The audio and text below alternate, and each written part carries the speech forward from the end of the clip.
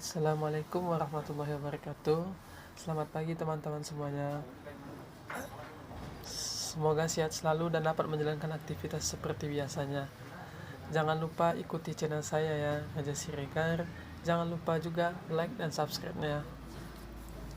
Baik teman-teman, di channel saya kali ini saya akan menjelaskan presentasi saya mata kuliah analisis berlanjut dengan materi 4.3.3 Continue Keseragaman yang disusun oleh saya sendiri, Raja Siregar, dengan NIM 2416044. Adapun dosen pengampu mata kuliah saya ini teman-teman, Ibu Gema Hista Medika MSI.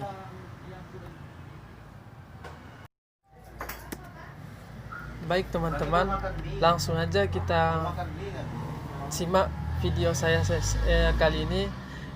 Masuk aja kita langsung ke teorema 4.3.3.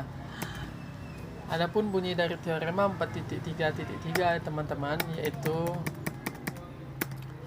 jika fungsi f maka df subset dari r, maka r di sini teman-teman yaitu bilangan real continue pada suatu himpunan kompak K subset dari df, maka fungsi f continue seragam. Lanjut kita ke slide ketiganya ya teman-teman. Untuk membuktikan fungsi continue itu seragam atau tidak, kita harus melihat bagaimana fungsi tersebut itu dikatakan continue atau tidaknya ya. Bukan hanya cinta saja yang dibuktikan, tetapi fungsi continue keseragaman juga harus dibuktikan. Bagaimana caranya teman-teman? Simak video saya kali ini. Cara pembuktiannya, karena fungsi f continue di setiap titik di dalam K, kita lihat fungsi f-nya apakah dia continue di dalam K, maka untuk setiap x elemen K dan bilangan epsilonnya besar dari 0 ada bilangan new sama dengan new. New di sini teman-teman x dengan epsilon jika epsilon dan x-nya itu besar dari 0. Sehingga untuk setiap u elemen dari K subset dari n new atau bilangan asli new. Bilangan asli new di sini x, berakibat mutlak fu dikurang dengan fx kecil dari epsilon per 3. Di sini teman-teman mudah kita pahami bahwa jika diambil delta sama dengan 1/2 new atau setengah new, kita peroleh K-nya subset dari gabungan x elemen K. Di sini gabungan x elemen K itu bilangan asli delta x sama dengan dia gabungan x elemen K. X elemen K di sini teman-teman itu x dikurang delta atau x tambah delta.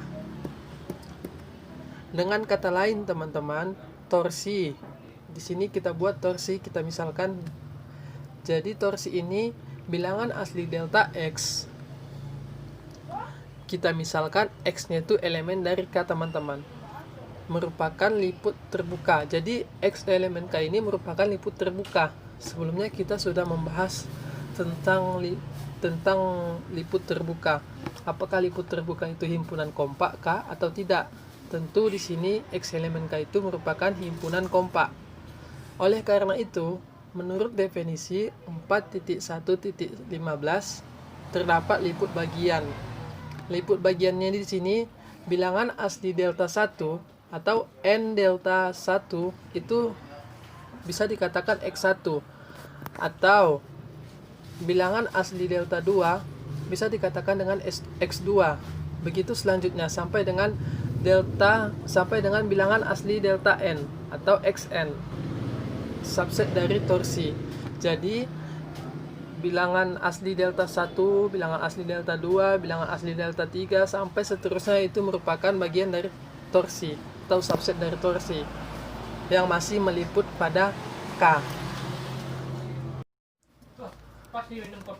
Oke teman-teman, sampai di situ sudah paham kan?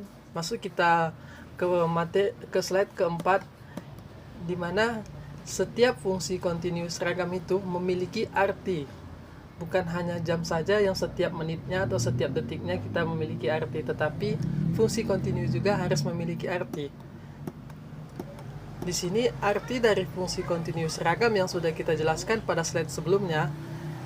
K itu subset dari bilangan asli delta 1 atau X1, gabungan dari bilangan asli delta 2 X2 sampai dengan gabungan bilangan asli delta N atau Xn dengan Xk elemen dari K dan delta K sama dengan delta K. Kenapa di sini dikatakan teman-teman delta K sama dengan delta K? Karena di sini Xk dan epsilon itu merupakan bagian dari delta K. Itu nilainya sama dengan setengah nu. Setengah nu tadi sudah kita ketahui teman-teman, bahwasanya nilainya Xk dengan epsilon. Atau K-nya kita ganti K-nya ini dengan nilai bilangan asli. Bilangan asli contohnya 1, 2, 3 sampai seterusnya atau sampai dengan N. Himpunan Xk jika K sama dengan 1, 2 sampai seterusnya. Tadi kita ketahui saat K itu nilainya bilangan asli ya teman-teman. 1, 2, 3 sampai seterusnya atau sampai dengan N. Dapat diurutkan atau diatur sehingga diperoleh X1 kecil dari X2, kecil dari X3 sampai dengan kecil dari Xn. Sampai di sini paham teman-teman? Ya, mudah-mudahan sampai di sini teman-teman paham semuanya. Baik teman-teman, sekarang kita masuk ke slide kelima. Di mana slide kelima ini kita harus memilih bagaimana cara menentukan fungsi kontinu itu seragam atau tidaknya. Bagaimana cara yang lebih tepat gitu. Bukan hanya jalan saja yang kita pilih, tetapi fungsi kontinu seragam atau tidak itu harus dipilih juga bagaimana cara menentukannya. Baik teman-teman, simak ya kali ini bagaimana cara menentukan fungsi kontinu itu seragam atau tidaknya. Bagaimana caranya, kita pilih caranya. Baik teman-teman, sekarang kita pilih delta 0 sama dengan setengah min, delta 1, delta 2, delta 3 sampai dengan delta N. Itu nilai dari delta 0 sama dengan setengah.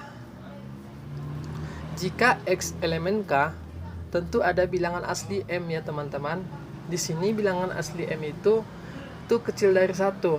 Kecil sama dengan 1. Maksudnya ini kecil sama dengan 1 yaitu nilainya harus 1, 2, 3 sampai seterusnya. Berarti tidak boleh nilainya 0. Atau besar sama dengan M. Tadi sudah kita ketahui M itu nilainya paling kecil 1 gitu kan teman-teman. Berarti 1, 2, 3 sampai seterusnya gitu. Itu merupakan bilangan dari N sehingga berlaku X elemen dari bilangan asli delta M atau XM bagian dari K. K itu tadi sudah kita ketahui teman-teman bahwasanya itu liput terbuka. Nilainya tadi 1, 2, 3 sampai dengan seterusnya atau sampai dengan N. Merupakan bilangan asli juga ya teman-teman. Jadi K ini sama dengan XM dikurang dengan delta M. XM ditambah dengan delta M bagian dari K.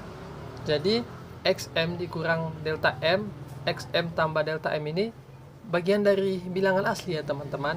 1, 2, 3 sampai seterusnya sampai dengan N ya teman-teman. Baik teman-teman, lanjut kita ke slide ke-6 teman-teman. Dimana untuk setiap bilangan kontinu seragam itu memiliki nilai Y elemen dari bilangan asli delta 0 atau X bagian dari K. Jadi itu semuanya Y elemen dari bilangan asli delta 0 X itu merupakan bagian dari liput terbuka atau K, yang merupakan K itu yang merupakan bilangan asli atau nilainya 1, 2, 3 sampai seterusnya. Berlaku mutlak Fy dikurang dengan Fx, itu mutlak. Jadi kecil sama Fy atau mutlak Fy dikurang Fxm mutlak ditambah dengan mutlak Fxm dikurang dengan Fx mutlak. Di sini teman-teman, mutlak itu artinya ketetapan. Jadi kita contohkan aja ke contoh yang lain, misalnya jarak dari si A ke si B 1 meter sama dengan jarak si B ke si A 1 meter. Jadi itu nilainya sudah tetap. Itu yang dimaksud dengan mutlak. Jadi nilainya sudah tetap gitu teman-teman. Kecil dari epsilon per 3 ditambah dengan epsilon per 3, kecil dari epsilon. Jadi epsilon per 3 ditambah epsilon per 3 itu nilainya kecil dari epsilon. Berarti epsilon ini sudah pasti nilainya besar dari epsilon per 3 ya teman-teman. Karena mutlak X dikurang XM mutlak kecil dari delta M. Dan mutlak Y dikurang XM mutlak kecil dari Y dikurang X atau mutlak Y dikurang X ditambah mutlak X dikurang XM mutlak. Itu nilainya kecil dari delta 0 ditambah delta M kecil dari nu, atau Y elemen dari bilangan asli nu XM. Sampai di sini sudah paham kan teman-teman?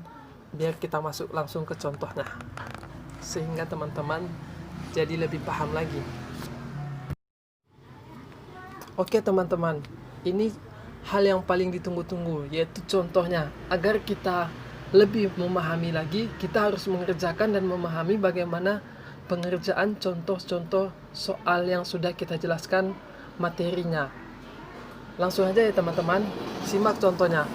Contohnya, fungsi G jika Gx sama dengan X kuadrat itu kontinu seragam pada himpunan kompak K sama dengan AB.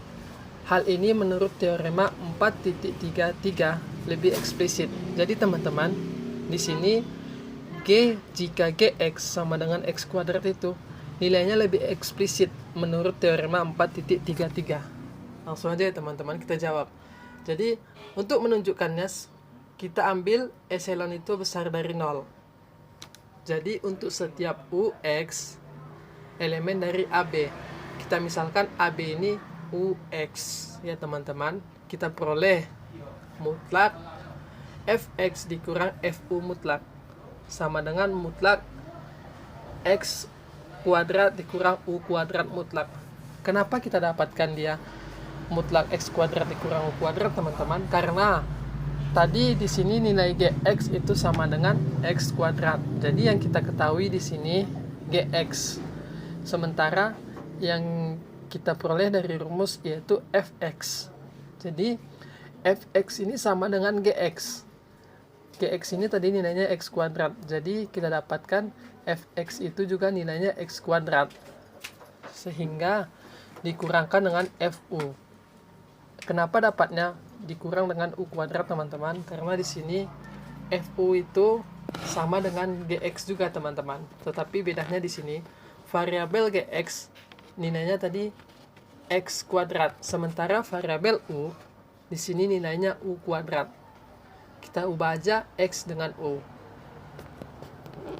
Jadi ketetapannya seperti itu teman-teman. Jadi kita dapatkan sama dengan X mutlak X dikurang dengan U dikali dengan X ditambah dengan U mutlak. Jadi X kuadrat ini sama dengan X dikali X.